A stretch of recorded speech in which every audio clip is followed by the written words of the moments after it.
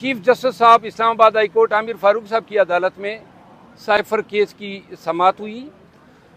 ये केस मैंने chairman PTI की बिहाफ पे दायर किया था, जिसमें 29 अगस्त के लॉ मिनिस्ट्री के उस हुक्मनामे को बिस्मिल्लाहिर्रहमानिर्रहीम। अस्सलाम वालेकुम नाज़रीन इकराम, मैं हूं अब्दुल बासित स्वाति और आप देख रहे हैं मेरा डिजिटल चैनल। नाज़रीन इकराम, पहले आप ये वीडियो देखिए, फिर इस पर डिटेल में बात करते हैं। 30 तारीख को जो है प्रोसीडिंग अटक जेल में मुनक़िद की। साथ में अबुल हसनात साहब के तैनाती के हुक्म को मैंने चैलेंज किया था।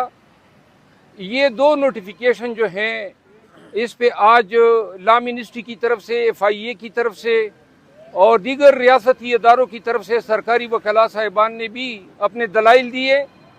दलाइल समाअत होने के बाद जो फाजिल चीफ जस्टिस साहब ने सवाल किया वो ये था कि किस कानून के तहत लॉ मिनिस्ट्री ने ये NOC जारी की है।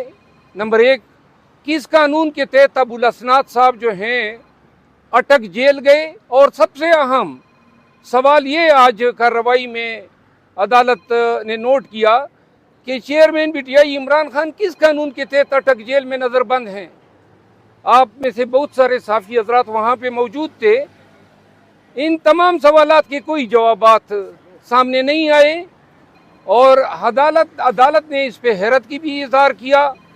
उन्होंने, सरकारी वकील ने ये कहा कि जो हुक्मनामा था और जिस हुक्मनामे की मियाद कल ख़त्म हो रही है, और अबुल हसनात साहब ने कल हमें बताया था कि वो 13 तारीख को फिर अटक जेल जाएंगे, और आज चीफ जस्टिस साहब को मैंने कहा कि जी अबुल हसनात साहब तो फिर जाने का इरादा रख रहे हैं, तो लिहाजा जब कोई कानून ही नहीं है, कोई इख्तियार ही नहीं है कि पंजाब के सूबे में इस्लामाबाद के मुलजिम के ट्रायल शुरू हो और इस पंजाब की जेल में रखा जाए, न पंजाब सूबे का हम हिस्सा है, न कानून और आईन में ऐसी कोई प्रोविज़न है, तो फिर ये लाकानूनियत क्यों है।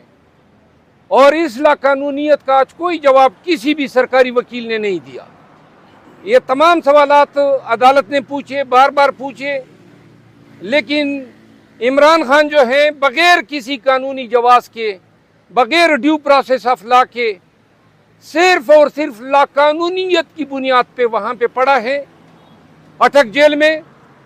तो लिहाजा अदालत ने बात समाअत करने के बाद मैंने इस्तदा भी की कि जो पहला हमने केस दायर किया था, जिसमें हमने कहा था कि इनको अडियाला जेल मुंतकिल किया जाए, उस जेल में समाअत हुए और फैसला महफूज हुए तकरीबन 7 अयाम हो चुके हैं।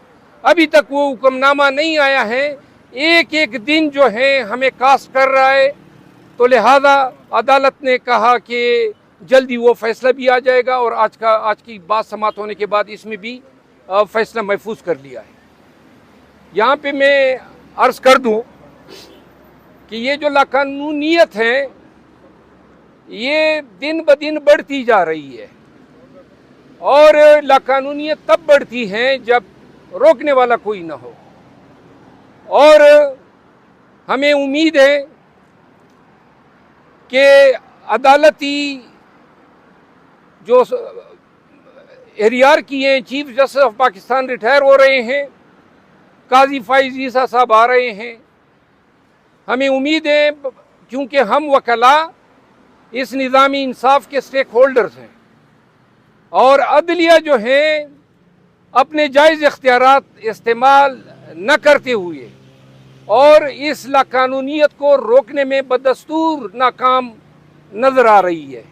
हमें काजी फाइज ईसा साहब की आमद पे उनको खुशामदीद भी कहते हैं। जाने वाले चीफ जस्टिस साहब को जो है उनका भी शुक्रिया अदा करते हैं।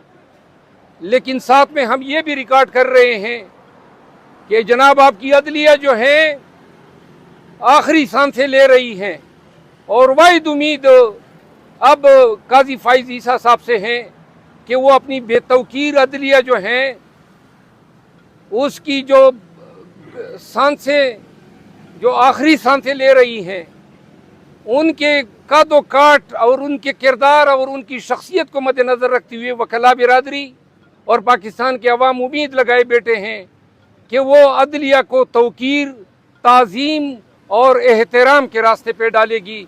और पाकिस्तान के अवाम जिनका बुनियादी हक हैं कि उन्हें इंसाफ मिले, उनके बुनियादी हकूक़ मिले, जो अब फिलवक्त बग़ैर किसी प्रोटेक्टर के हैं, बग़ैर किसी मुआफ़िज़ के हैं और लाकानूनियत और तवाइफुल मलूकी के इस पे पड़े हुए हैं, कोई आसरा नज़र नहीं आ रहा है। तो लिहाजा इसका इख्तिताम जो है, इसका हल जो है हमें काजी फाइज़ ईसा की शक्ल में नज़र आ रहा है। उम्मीद है कि वो पाकिस्तान के अवाम के उम्मीदों को जो है ठेस नहीं पहुँचाएंगे। मरवत साहब ये बताइएगा कि असल मसला अदालती फैसलों पर, अदालती अहकामात पर अमल दरामद ना होना है। फैज़ ईसा भी आ जाए तो क्या फ़र्क पड़ेगा कि जब अमल उन्हें करना नहीं करना, उन्होंने भैया जो उनके सोच में है। एक मिसाल देता हूँ, बाबर सत्तार साहब का फैसला था, अमल दरामद हुआ कि नहीं हुआ, और अभी तक हो रहा है। ये जज पे दारोमदार रखता है। जिस रोज 14 मई का फैसला जो है उन्होंने पांव तले रोंदा और सुप्रीम कोर्ट अपने फैसले पे अमल दरामद न करा सकी, उस दिन से अदलिया की बेतौकीरी शुरू हुई है। साहब को मुर्गे दिए जा रहे हैं, उनको बेड दिया गया है, उनको कूलर दिया गया, लेकिन कल नहीं पंजोता साहब मुलाकात करके आए, वो बता रहे थे वही गीला बिस्तर है, वही टीम की छत है। इस पर क्या कहेंगे? दोबारा आपने उनकी सहूलियात के लिए कोई कमीशन नहीं डाली? देखिए, मैंने तफसीली प्रेस कॉन्फ्रेंस की थी। चेयरमैन PTI जो हैं, कानून, जेल मैन्यूअल और प्रिजन रूल के तहत वो अपने पैसे पे अपनी मर्जी का खुराक खा सकते हैं। हमने मुतल्लिका अकाउंट में पैसे जमा किए हुए हैं और खान के अपने खर्चे पर उसको खाना दिया जा रहा है।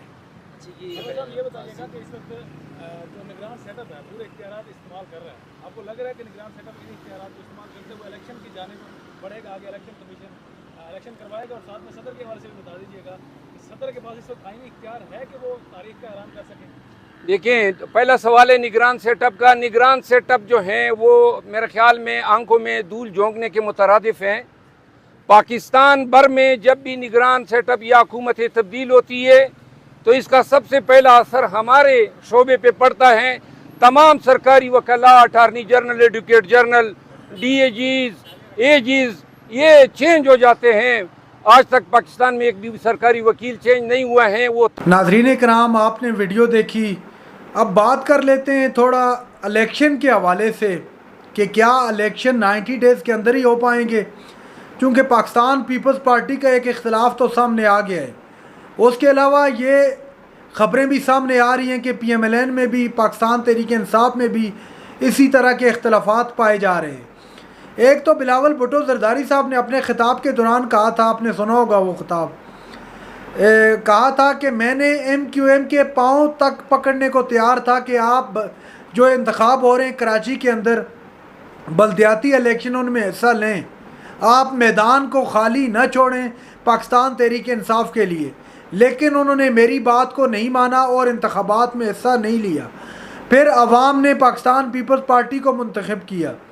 अब भी अगर अवाम पाकिस्तान पीपल्स पार्टी को मुंतखब करती है या किसी और सियासी जमात को, तो हम लोग एक्सेप्ट करेंगे, कबूल करेंगे, लेकिन इलेक्शन 90 डेज़ के अंदर होने चाहिए। ये बिलावल भुट्टो का भी वाज़ेह स्टांस सामने आ गया है।